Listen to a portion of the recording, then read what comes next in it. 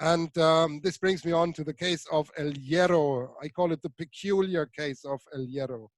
There, it's a small island, and with a small population, only a very limited population lives there. And this was very famous for a very nature-based tourism, kind of an ecotourism. And of course, there's some agriculture, but most of the tourism was really kind of a bit more alternative, a bit more nature-based. But then there was this submarine eruptions a little offshore, not very distant from the shore, but something like 2 kilometers out from the southern coast. And this was in 2011 and 2012. And to my understanding, tourism kind of collapsed during and after this event, and it hasn't really recovered ever since then. What's the story there? What was happening there? Can you say a few words about that? Well, I don't want to be too critical, but I would say that maybe they didn't manage the eruption as they could. Actually, the La Restinga eruption was a submarine vent, as you said, 2 kilometers from this port village of La Restinga. And actually, the volcano never rise above the surface of the water. So it was not even at 8 meters below the surface. That is the critical limit to be able to be explosive. Okay. Danger.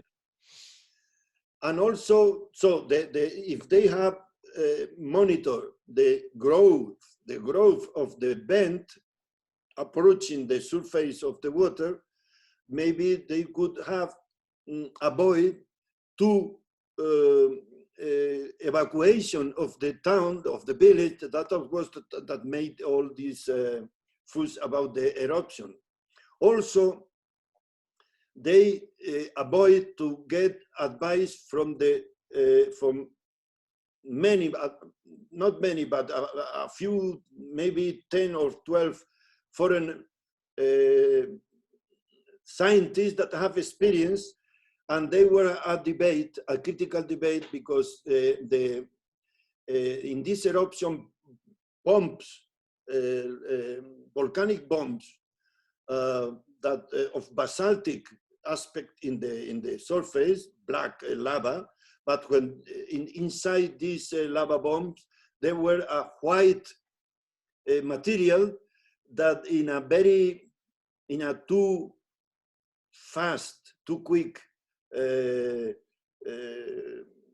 analysis, they said that there was a rhyolitic in composition, so the magma was very explosive, and this could be a big explosive volcano. So again, they evacuate the village of La Restinga. Actually, and you precisely were responsible for that. Actually, that was not rhyolitic magma. That was sand from the bottom of the ocean that was engulfed in this lava, because they are immiscible. And so these lava bombs, this volcanic bomb, brought ocean sediments to the surface, and that's why they were white stuff. And so that didn't mean any danger for this volcano. And yes, the consequence of this wrong management, at least in hindsight, we can say that if they have brought up an oceanic vessel to monitor the growth of the volcano, and they have set at least to discuss the procedure, the origin of this white stuff in the volcanic bombs, maybe they could have avoided the alarm that was, even from mainland Spain. They brought a military corps to install, how you say, tents for the people to evacuate the people. So it was an alarm that could have been avoided, at least in part, and avoid also the economic crisis that followed in the following years in the island of Lanzarote, that, as you said, is very small. The population is very scarce, a few thousands, and they have a growing tourism that at that moment, at least for the following years, was critical. Yes, it went down quite dramatically, and it's an interesting. And that means that it's important in the management of this eruption to have as much information as possible instead of making closed shop or whatever you say in English. So yeah, to avoid another people, even to get samples. I remember I have been working for years, tens of years in the island of El Hierro. I made the general map of the island, etc. And they didn't allow me to express my opinion and even to get samples to follow studies of this erosion. So that's not. That was a very strange time. I remember that, and indeed, as you say, they brought in something like, I recall, 2,000 army personnel to evacuate this village of 500, and they were, of course, reacting very strongly to this. To be fair, it was right the year after the big Eyjafjallajökull event, and they may have been very worried. But then, of course, the other problem was that these felsic lumps, these bombs that you describe, they turned out to have the wrong minerals, and they turned out to have fossils. But the initial response was, oh, they are high silica and they could be rhyolite, and people got so scared. I guess there was, how to put this now, there was a bit of an overreaction there, and I think this puts people off. I mean, tourists don't want to be near exploding volcanoes. They want to be near calm volcanoes.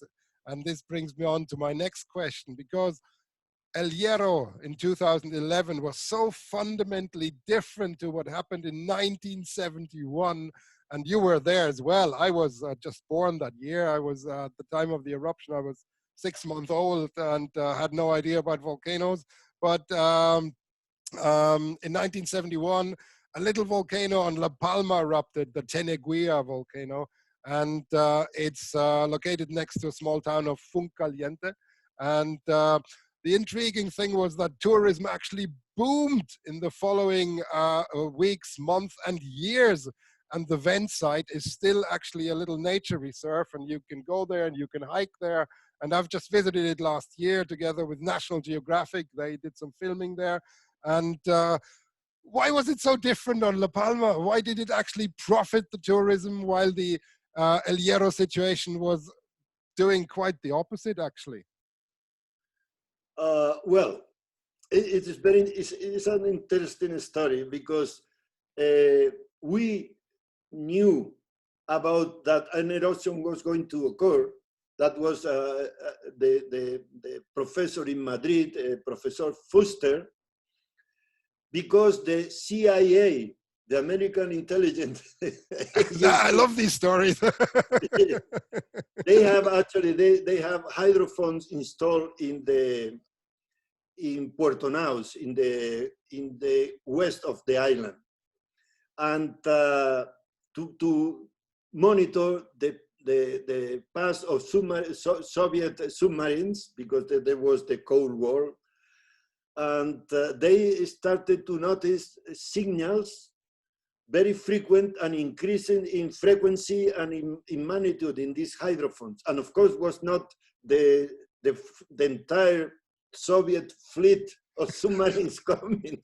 So they for holiday in the Canaries, maybe, but so they send these registers to the embassy, to the United States or wherever, and the embassy in Spain of the United States send this to the University of Madrid, to Foster, that was the Cátedra of Petrology, and immediately he noticed that this was an eruption, an impending eruption. So we came to the La Palma 1 day after the eruption has already started. And what we saw was a multitude of people on top of a volcano that was half a mile away, just watching the volcano, because that was spectacular, especially by night. And also there was no danger, because the only danger was the volcanic bombs that were ejected, and only about a few hundreds around the volcano. So actually, in the following days, the multitude of the people, the crowd of people on top of the volcano was increasing. So they have to ask for 2 military Guardia Civil to stay around to prevent the people to approach the volcano to the dangerous limit of this bomb. And in the following years, the Teneguía volcano was an icon for the island, for the tourism, for the wine, for the restaurant, for everything they put in the restaurant cards. Teneguía tortilla, etc. You know what I mean? So there was even a stamp, I remember. Absolutely, a profit in the following years, and still in La Palma, the Teneguía eruption is an economical resource that they know how to use. So this is that's excellent. And that was in 71, and El Hierro was in 2011. So that means that in modern times, because of personal interest and all, and political, etc., you can manage an eruption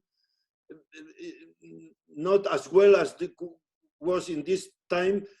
And the problem is, you have to be honest to say that in the eruption of El Hierro, the monitoring, the seismic network installed by the Instituto Geográfico, the Geographic Institute of Spain, was very good, and they monitored the seismic activity, and they knew where the volcano was and where the evolution of the volcano. So actually mainly was the white stuff in the volcanic bomb that are generally known as restingolites because of la restinga.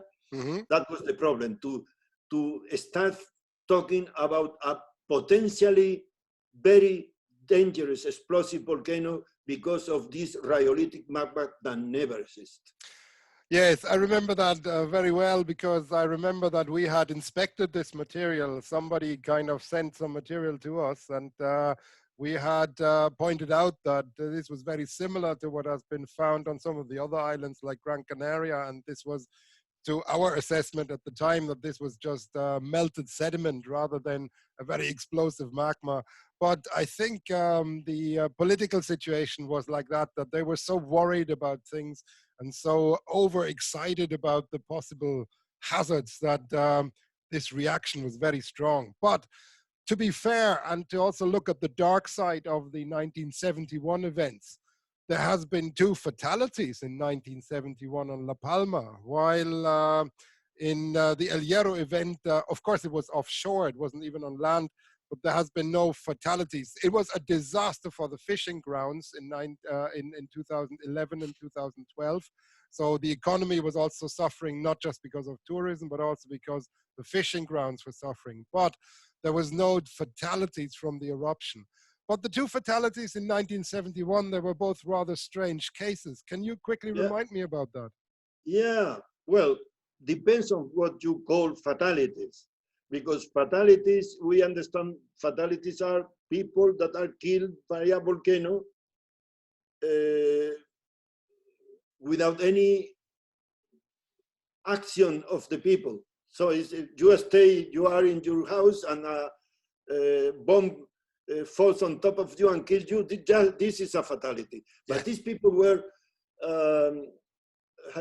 working fatalities. One was a photographer that went very close to the volcano down in the coast, and he was asphyxiated because there was no poisonous gas, but there was a lot of CO2 that is heavier than the air, so he couldn't breathe and get asphyxiated. The same for another fisherman that saw a lot of fish floating in the sea, and he started to pick the fish and also get asphyxiated. And almost there could have been 2 more fatalities. Myself and another geologist, we came down with a Land Rover down to a track that is in the bottom of the volcano, in the coast, in the same place that these people were killed. And we have a mask, gas mask. And we were silly because we didn't understood at the moment that there was not poisonous gases you have to care about, but the lack of oxygen because the CO2. The CO2 is the problem, yes. And we started to feel like a ring in the head, a tremendous headache. And we managed, because the car was a diesel car, we managed to turn and get out. But if we have continued a few tenths of meter, maybe we have been killed, asphyxiated too. So, and we were not victims. We were very stupid. But this is also interesting because this brings me back. It rings a bell with the recent White Island disaster in New Zealand, which was a strange event because it was, to my understanding, to a certain degree, it was the companies that allowed tourists or brought tourists there.